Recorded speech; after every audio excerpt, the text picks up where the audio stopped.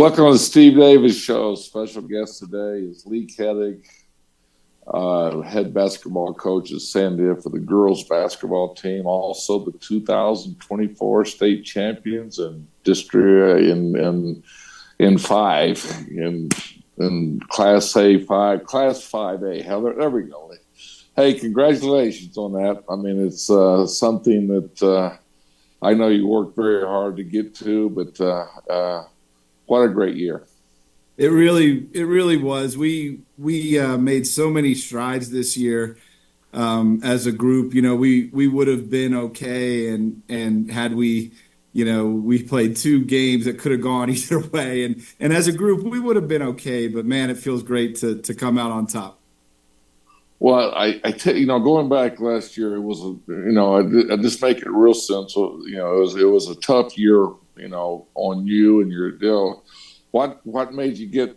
You had a lot of energy and a lot of fire, and I got some, statements from Sebastian when we go to the highlights and everything. But I hope you took it all in good faith, because we appreciate what you do, and I've seen you in practice, for the last 3 or 4 months. So I hope you weren't offended by some of the things Sebastian and I said during the game. So No, never. I feel like I have a pretty good sense of humor. If I can't laugh at myself, it's gonna be a long road for me.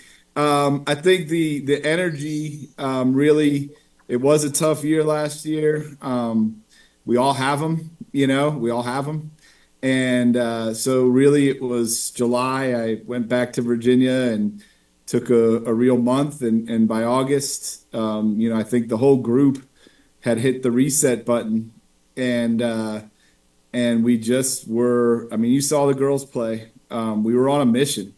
Both of those games, the Farmington game and the Volcano game, that is young ladies that are just absolutely determined. And so my energy and you talk about practice, when they come to practice every day and they're ready, as a coach, you better be ready as well. And so I derive a ton of my energy from them. Well, I think it started before the state tournament. I'm looking at your records. You're 28-3, and let's just talk about your expectations you put them on them, or did they put it on themselves? I guess there's a two double-edged sword there. Question right there. Yeah. So it's a very interesting season. We come out and Lisa likes to play tough games early, and I do as well. And week one, yeah, I guess it was week one, but game one. It was the first game, yeah, week one, yeah. First game. So. And the girls just had me in shock. They played unbelievable. We win by 20-some points at Volcano Vista. James Yotis tweets something along the lines of, "Hey, this never happens at Volcano Vista. Like these girls are probably ready to roll." And so I think the girls, we always talk about speaking with our play, right? Speaking with our actions and not getting into all the social media stuff and this and that or whatever. And so the girls, I felt like, came out week one and let everybody know, including myself, that they were ready to roll this year. Well, I want to tell you, appreciate you, because I was in the gym and you came up. It was kind of funny. You come walking over and you kind of say, "Hey, I just want to let you know we're playing Volcano the first game of the year." And I'm thinking, truth on it, let me tell you my thoughts. I go, "Well, are you going to win? or are you going to go up there and wish you didn't have us there?" But and then we had another engagement because I was doing Highlands, University of Highlands, and so. But I made sure we had a crew there, and I actually watched the game, and it was like this team, that's why he came up to me and hit me on the shoulder and said, "Hey, man, hey, we're going to get them this year, and Lisa better be." And she's kin to Mike Dominguez at Highland, so we're kind of going through that. Yeah, probably Valcado's probably going to win the game and all this. So you caught me off guard. Yeah, I think yeah, you've been around long enough. You put those pieces together. I surely didn't know we were going to win, and I surely didn't know we were going to do that. However, I felt like we were primed to have a really good performance against them. So I alerted you. Well, now, so everything went pretty well. I mean, well, here's the thing. Here's how naive and how I guess how busy I get and everything. But I didn't until the state tournament. I didn't realize you don't have any seniors. Or you have all your returning players back, and I thought Vanelli was a senior. I thought I just I didn't do my homework and do my due diligence on things. And so when I'm reading the newspaper, Yodas and it's talking about, hey, we're not happy just to be here. We're here to win the whole thing. So I just want to let you know, you think you know things. I'm in your gym. You think that I would pay attention a little bit. So I apologize for not being as involved as I should be.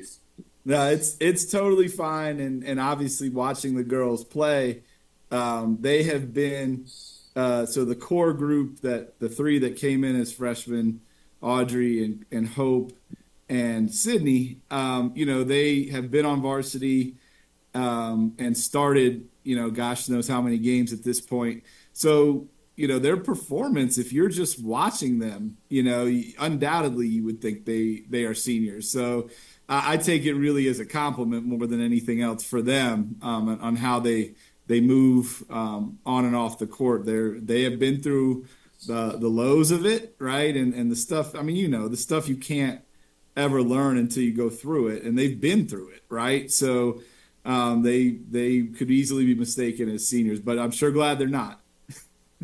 Well, the expectations, I always expect Sandia, both boys and girls in football and all that. I coached there, and I always I'm responsible. I'm not responsible. I helped get some of those banners on the wall that were in the early 2000s, and that's one of my speeches when I go in and talk with the team is, I haven't seen some of those new banners up there. And last year they got to the finals and came up a little short, but they got there, and now it's, they're rebuilding. But back to your team was, I just saw, I'd watch practices and out of the corner, you didn't know this, but I was always coming in, you think I wouldn't watch, I was watching the corner, but everything you said, I think what I saw this year was the chemistry. There was chemistry on the team. And like you said, there was high energy in the practice. There was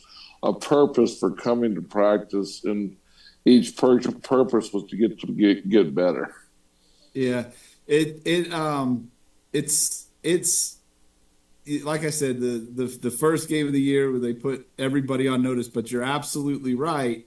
I could tell, like I said, when I came back, we all sort of hit the reset button. And if you choose as a group, I feel like if you choose to stay together through highs and lows, those experiences can only help you. And so, as a group, we all chose to stay together and stick to our goals. And so, they came down, for the first athletics period or whatever it was in August, and you could just tell they were, I had reset. I was a better version of myself, and the girls were a year older. And yeah, we had very few times where I had to, put them on the line or whatever to get them to go and practice. It really, they showed up ready to practice almost every single day. And like I said, you see them in the Farmington game and the Volcano game. Like, that's just sheer determination. They're talented. They have God-given talent for sure. But that was to win both of those games in that fashion, those girls are just determined. And you're right that it started in practice and it carried through, thankfully, all the way through the state final. Well, we're going to go to the Everguard Top 10 Plays of the Week, come back, and talk a little bit. We're going to pick up at the Metro Tournament, and then we'll start there and see how you responded to that week. Okay.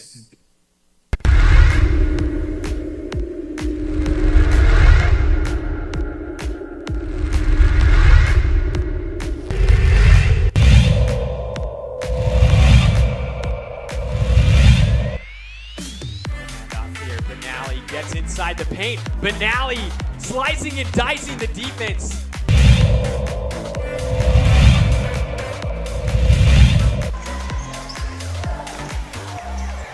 Good steal there. Archuleta underneath the scoop shot, and he scores.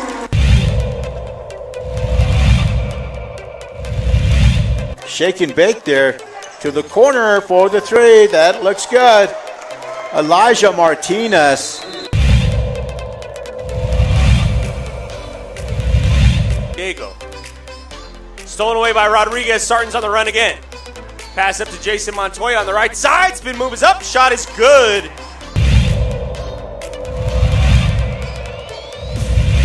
In their defense. Kick out Otero. Defender went flying by. And Otero breaks the seal. First three of the night belongs to the Huskies.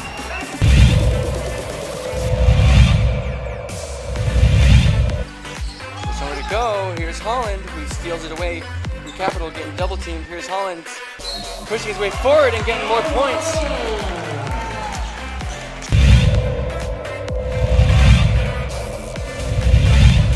Working inside, got his man in the air, and there's a putback for Nico Gutierrez.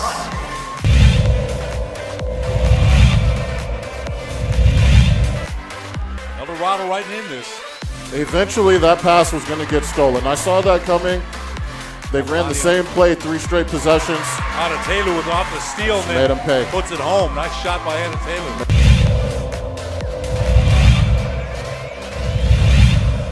Beautiful find inside. Blocked by Hiron. Got numbers.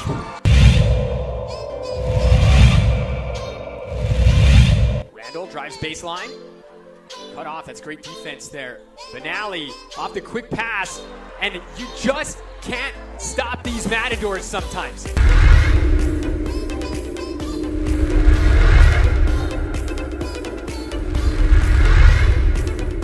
We would like to thank the following sponsors for making this broadcast possible.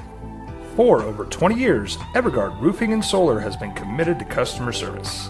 Locally owned and operated, Everguard offers both commercial and residential roofing and solar services.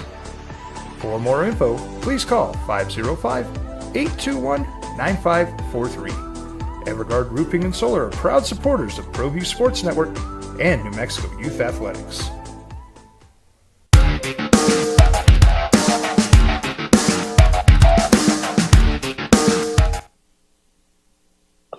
Well, our special guest today is Lee Kettig, the head girls basketball coach at Sandia High School, and also the state champions, 2024 state champion. That sounds good.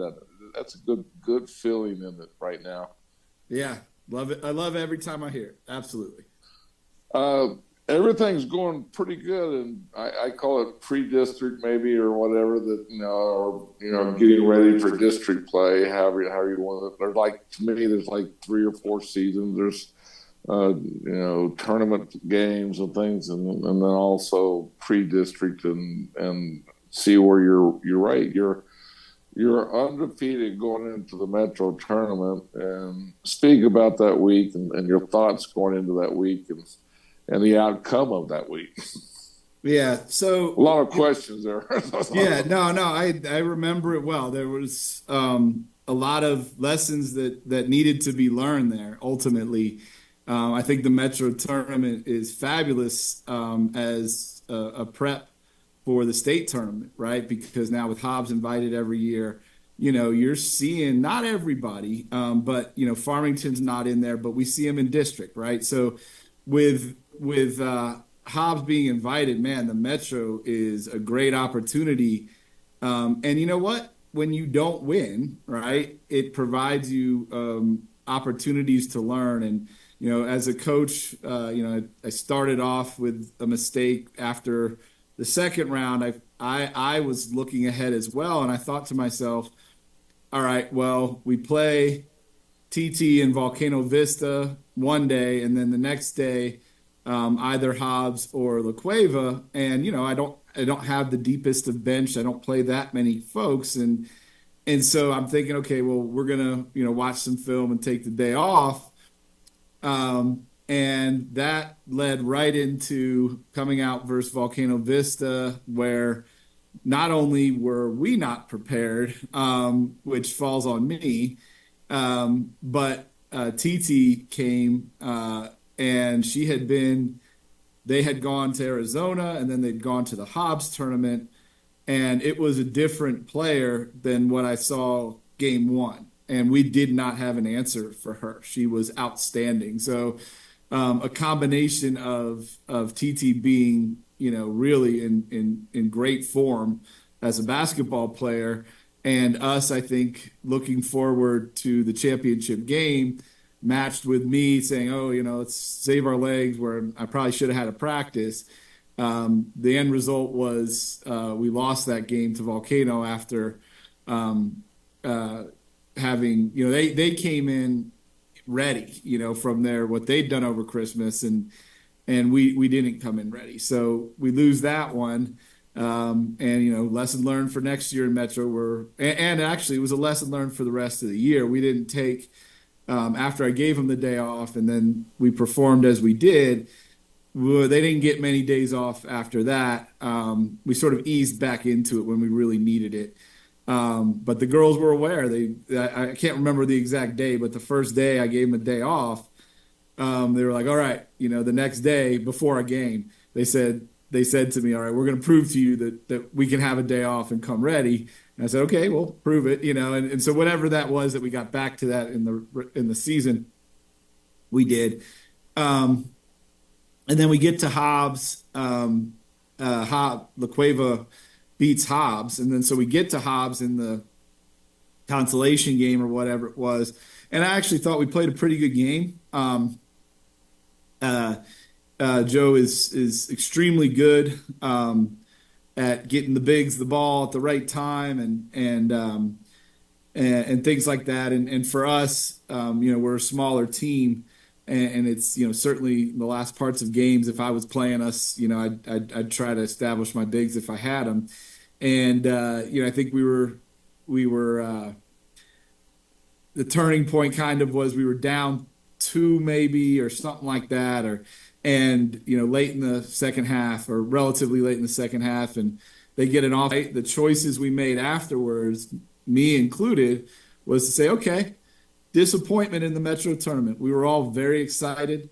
And as a group, right, your coach and the players, coaches, everybody, there's some things that are fixable that will make us tougher to beat moving forward. And so there were so many lessons learned from the Metro as far as the appropriate way to prepare my particular group for a big game.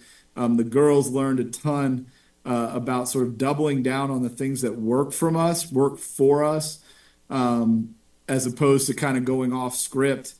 And I think I really do feel like, and our district was hard too. I really felt like the lessons learned from the Metro tournament, they were absolutely necessary, propelled us to the district and then ultimately in the state. So painful at the time, but so proud of everybody for choosing to learn from them instead of just getting mad about it. Well, what I feel you got from it is that, one, for people that don't know the format, you have 4 games in 5 days, okay? and you already spoke on that you're concerned about the teams that you're playing. You had Volcano. You thought you were going to play Hobbs in the final. We all thought it's going to be hard. When you look at the brackets, you're going to see 1 and 2, and you had beaten Volcano, and I'm looking at it expecting to see. It was a big surprise to me when I saw Volcano had won, and then Hobbs lost, and you're playing La Cueva in the finals, a district team that sometimes you just don't want to play those teams that early in the year. I mean, because you have maybe it's a good thing because you do, if you beat them in the Metro, you have to see them later. You're dealing with young adults that think that they can just show up and win because they won 2 weeks ago, and that's why I see what you've learned. You learned with your team that was young is that hey, teams get better as the year goes on. You can't live in the past. That's right. The first state championship that I was a part of here at Sandia High School was in 2010, where I was an assistant coach and Susan Kabbalah was coaching the team. And I can't remember exactly, but I believe when we beat El Dorado in the final, Coach Houston was coaching El Dorado, and they were always unbelievable. I was at the game. So yeah, I could be off by a game, but I don't think that we beat them at all in the regular season. I could be wrong. Maybe we beat them once or something, but if my memory didn't, I think you did not. Okay, yeah, I know that. Yeah. If my memory's serving me correctly here, we hadn't beat them, and so just as an assistant coach, and I'm taking stats. I'm learning how to coach. I'm taking stats. I'm observing. I'm learning how to coach, all those things, and that was just such a massive lesson for me to watch coach's team come through that year and just stay with the process and get better, and then beat El Dorado in that final. Man, I was just so. There was a map on her wall, and she got a dart, threw it at the dart, and landed in Albuquerque instead, and that's how she became. And then I think she's been coaching now for almost 38 years. So. Yeah, so I had heard that she was in the college coaching and just had gotten to a point where just the recruiting and that lifestyle wasn't fitting her anymore, and I heard that story as well, and I was lucky enough to. When I was at UNM doing my degree, I actually had a coaching class with Jim Holzman. He was coaching on one of those classrooms on the top of Johnson Gym there, and he said, "Okay, it's time for you guys to do your practicum or work study hours." And it's Albuquerque, so everybody in my class, except for me, knows people. I'm from Virginia, I don't know anybody, and I said I just went to Coach Holzman and I just said, Coach, I really want to do this, but I don't know the first thing. I used to go to high school games just by what the paper would say was a good matchup, and I'd just show up and watch the games. I didn't know anything. And Holzman writes me on a sticky pad. He says, "Okay, where do you live?" And I said, "I live by these apartments by Del Norte, I guess." Or no, I didn't even know Del Norte was there, I don't think. He said, "Oh, that's by Del Norte." I told him the cross streets, and he said, "Oh, that's Del Norte." And he said he literally writes me a little note on a sticky pad and a sticky note. He says, "Go up there and talk to the AD, and they'll get you something." And so I go up to Del Norte, just walk in. I don't even call, and the secretary's like, "What is this?" And I was like, "I just need to show this note essentially to the athletic director." And she's like, "Okay." So I go into the athletic director and literally I hand him the note and he reads it, and it's very short. It says Holzman, at the bottom. And he looks right at me and he goes, "What does Coach Holzman want?" And I said, "I'm in his class. I don't know anybody. I need to do my work study hours." And, I didn't have any sisters. And so I was thinking I would help with boys basketball. And he said, "I tell you what, you're not going to be able to really do anything with boys basketball. They got a million coaches, but we actually need a C team coach." And, a few minutes later, Susan was up in the office and she said, "Okay," and come back in a day or two. And next thing you knew, I was coaching C team basketball. And, since then, that one year at Del Norte and then every year except for one. Her first one, I was with her at Sandia. That was truly, talk about a class, right? That was truly my education in how to do this, right? And what to do. Matched with, I worked with Coach Barker for a long time, and then I had a year with Coach Brazard, and then, Coach Brown being here with me now. And so for me, I'm very, very proud to be part of her coaching tree.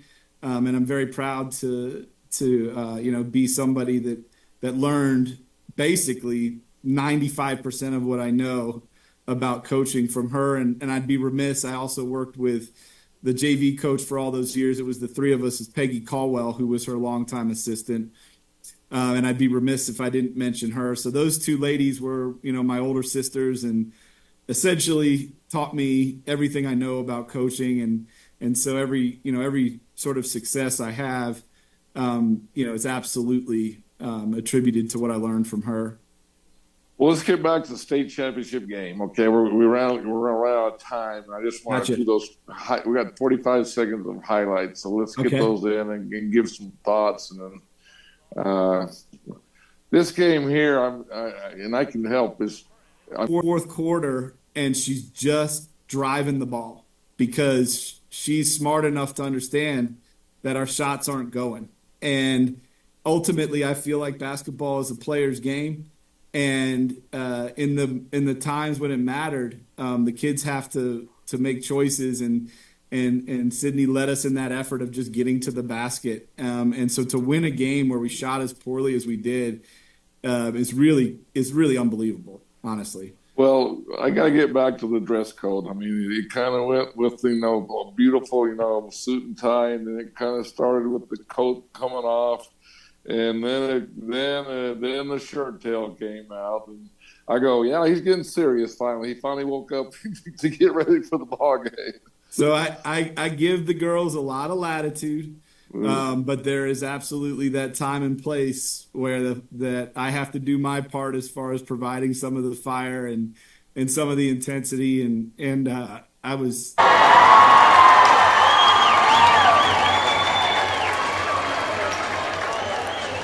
We talked about it. We knew it was getting tight when the shirt started getting untucked, the jacket came off. But man, your girls stayed together. Yeah, so it's an incredible group. The core has been together now for 3 years, and then we've had some key pieces added on to them, and it's highs and lows that build a group like that when it gets tough, and it did these last 2 rounds, and that team, you just run across the teams, it's like they're going to find a way, whatever it's going to be, they're going to find a way, and that's this team. Did you feel in the first half, man, this isn't our pace? Lisa's dictating right now. What adjustments did you make? Absolutely. So the main thing was, pace for sure, but the main thing is TT is a very, very gifted, strong player who's made tremendous strides this year. So we needed to get her away from the basket. Physically, we can't do that. She's stronger than we are. So we wanted to get in the full court because she has to handle the ball quite a bit, and we thought that would help keep her out from under the basket because she went to work on Hobbs that way, and she was doing it to us. Congratulations, Coach. Thank you. Give me a hug. Thank you. The Sandy. Well, hey, we're short for time. I just want to say congratulations, and now, hey. Question is, repeat? Is it in the back of your mind, ready to go? Yeah, there's no doubt. We had a wonderful assembly the school put on for us, and I called our shot. These girls want nothing less but to do it twice. And they're taking their spring breaks, and they're doing all that stuff. But we're getting our summer together. We're going to miss our 2 senior players and our 1 senior manager, but they'll be supporting us, and we're coming back to try to do it again for sure. All right, Lee. Thanks for dealing. Congratulations. And I'll see you around the gym over the next couple of months. Absolutely. And I just wanted to thank you guys for all you do. I remember back in those COVID times when you guys were finding games, getting them on TV, and it was awesome, and it still is awesome. And so thank you guys for everything you guys do for us. I appreciate that.